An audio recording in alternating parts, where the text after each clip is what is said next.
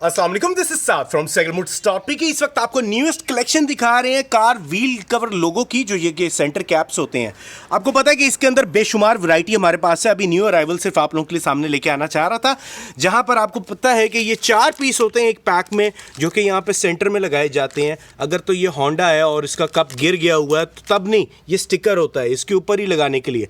कई लोग alloy RIMS लेते हैं लेकिन लोगो उन्हें पसंद नहीं होता। वो चाहें तो इस तरह का टोयोटा का लोगो लगा सकते हैं, लेक्सस का लगा सकते हैं, कार का लगा सकते हैं, मॉन्स्टर का लगा सकते हैं, GTR का लगा सकते हैं, होंडा का लगा सकते हैं, किया का लगा सकते हैं, जैगुआर है और बैटमैन है।